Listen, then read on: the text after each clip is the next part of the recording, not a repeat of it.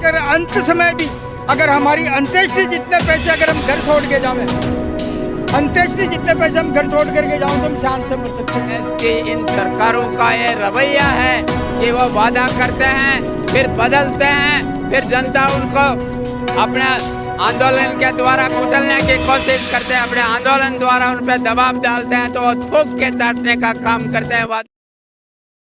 मेरा नाम रुखवीर सिंह भारट है, मैं सीकर ज़िले का रहने वाला हूँ और मैं ईपीएस पेंशन भोगी हूँ। राजस्थान रोडवेज वर्कर से रिटायर हुआ हूँ और मेरे को जो पेंशन मिल रही है वो मात्र 2000 रुपये मिल रहे हैं। सरकार ने 20 लाख रुपए काटे और उनके एवज में मुझे आज पेंशन दी जा रही है 2000। और पेंशन का भी सवाल नहीं है, पैसे का भी सवाल नहीं है, सवाल हमारे मान सम्मान का है कि आज हम समाज में प्रताड़ित हैं, न हमें दवाई मिलती है न हमें राशन मिलता है, हम परेशान हैं। तो इसके लिए हम ये लगातार निरंतर राष्ट्रीय संघर्ष समिति के तहत जो आंदोलन हमारा चल रहा है, इसके अंदर हम आज राजस्थान से करीबन 100 आदमी पार्टिसिपेट किया है। आज का धरना राजस्थान, पंजाब और हरियाणा की ओर से था और हम आज इस बात का आपके मीडिया के द्वारा, आपकी कृपा से हम आपसे निवेदन करेंगे कि हमारी इस आवाज़ को आप हिंदुस्तान के प्रधानमंत्री श्री नरेंद्र जी मोदी और ईएफओ तक पहुंचाने का कष्ट करें। क्यों कि हम कोई बहुत बड़ा धन नहीं मांगते। हमारा 37,000 करोड़ रुपया जो हमारे ब्याज से एकत्रित हुआ है, उसके अंदर ईएफओ ने कुंडली मार के वो हमारा पैसा लावारिस बता रहा है और हम आज एक एक चीज़ के लिए लालायित हो रहे हैं। हम मरणासन में हैं। इस स्थिति में अब हमारे पास एक ही रास्ता है, करो या मरो, या तो हम मरेंगे और या हम इससे लड़के हमारा हक प्राप्त करेंगे। धन्यवाद।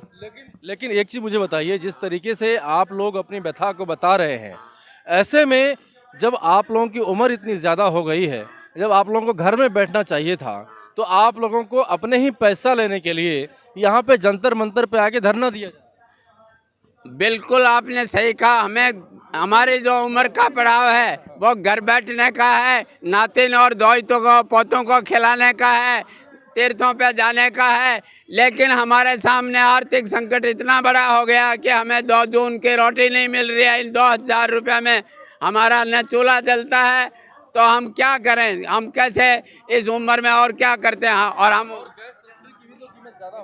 हाँ, उसमें हमें सहन नहीं कर सकते, रोटी नहीं बना सकते हैं टाइम पर और उसको पैसे से खरीद नहीं सकते हैं टाइम पर। ने हमारी मजबूरी है, उसमें हमारी मजबूरी, हम परेशान हैं। हम न तो समय पर खाना बना सकते हैं, न समय पर कोई हमारी लेडीज वगैरह समय पर मेरे को खाना दे सकती हैं, न बना सकती हैं, न ले सकती हैं।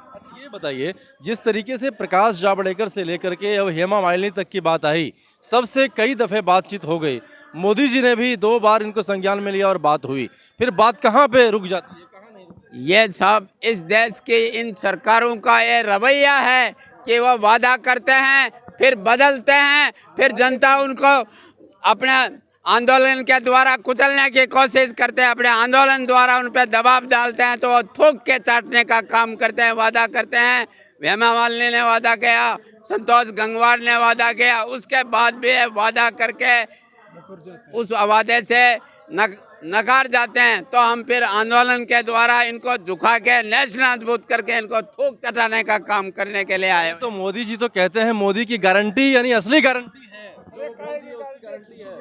देखो, इन नेताओं का कहने में और खतने में बहुत बड़ा अंतर है। ये कहते कुछ हैं और करते कुछ हैं। इनकी खैनी और खतनी में कोई ज़्यादा अंतर नहीं है, एक ही है। ये खैनी खतनी इनकी झूठी है। और हम तो यहाँ तक कहना चाहते हैं कि हम 1 करोड़ सेवानिवृत्त पेंशन भोगी हैं ईपीएस के और 4 करोड़ काम कर रहे हैं, जैसे आप जैसे युवा साथी, और हम टोटल हैं 5 करोड़। और हमारे 5 करोड़ के पीछे एक आदमी के पीछे 4 मत होते हैं, 4 वोट घर में होते हैं। हमारा वोटों की संख्या, हमारे मत बल की संख्या 28 करोड़ है और पिछले 19 के चुनाव में मोदी जी को मात्र 27 करोड़ वोट मिले। अगर अब की बार हमारी आवाज़ को नहीं सुना, हमारे हक को हमें नहीं दिया, तो हमें आने वाले इस अप्रैल या मई के चुनाव में इनको नेशनल करने का काम करेंगे। डोर टू डोर जाएंगे, जनता को जगाएंगे, किसान को, आवाम को साथ लेके इसको हराने का काम करेंगे। क्या मोदी जी पर विश्वास नहीं है क्या? नहीं है सब, किसी भी बात पर नहीं है। मोदी जी ने कहा कि 400 रुपये में सिलेंडर देंगे, तो क्या 400 में नहीं दिए, 1100 रुपये कर रखे हैं। 200 कम कर दिया। हाँ 200 का हो गया, 900 का हो गया, तो वो 200 तो वोटों तक किए हैं, वोटों के बाद हम वही 1100 रुपये होंगे। कोई विश्वास नहीं है उसका। अब आखिर ये हक, किसी का विश्वास नहीं है। तो ये बताइए हक आखिर कैसे मिलेगा जब आपका ही पैसा है और आपका ही पैसा सरकारी खाते में जमा है, जो जवानी में आप लोगों ने जमा किया। हाँ तो विश्वास कैसे करेंगे हम, जो नेता लोग इस कुर्सी पे आके और गरीबों का हक छीनते हैं। जो 1000 रुपये में काम घर चल सकता है? आज हमने 38 साल नौकरी की है, जो 1000 रुपये मिल रहे हैं हमें, तो क्या नेताओं को ये पता नहीं है? उसका तो तनख्वाह एमएलए बनते ही हो जाती है, दूसरे एमएलए बनते हैं फिर बढ़ जाती है, तीसरे बार एमएलए बनते हैं फिर बढ़ जाती है, बढ़ ही नहीं जाती है, ताउम्र भी रहती है, ताउम्र रहती है। और बारी बारी से मिलती है। जितने बार एमपी सांसद रहता है, एमएलए रहता है, हर बार की पेंशन उसे मिलती है। और ये मिलेगा कैसे? ये सरकार के इकबाल से तो मिलना मुश्किल लगता है, लेकिन हमारे संघर्ष से मिलेगा। उसका इकबाल होना चाहिए हमें दिलाने के लिए। हमारी राजस्थान सरकार घर बैठे आदमी को 1000-1200 रुपये पेंशन दे रही है, बिना पैसे कटे हुए। हम पैसे कटवाने के बाद, लेकिन फिर भी तो हरा दिए। हाँ ये जनता ने थोड़ी भूल करी। हमारी भी यही सोच थी कि जनता इसको सबक सिखावे, पर जनता ने इसे सबक नहीं सिखाया। हाँ ये जनता की भूल थी, और पता नहीं क्या चाहता, कैसे चुनाव जीते यही जाने। बाकी मेरे हिसाब से तो चुनाव नहीं जीते ये, हाँ बिल्कुल नहीं जीते मेरे हिसाब से। तो मतलब बिना पैसे पेंशन ले रहे, तो हमें पैसे दे करके पेंशन क्यों नहीं? 1000 रुपये में, 2000 रुपये में मेरे को 2500 रुपये पेंशन मिलती है। 1800 रुपये का तो दूध आ जाता, सिलेंडर कहाँ से लाऊं?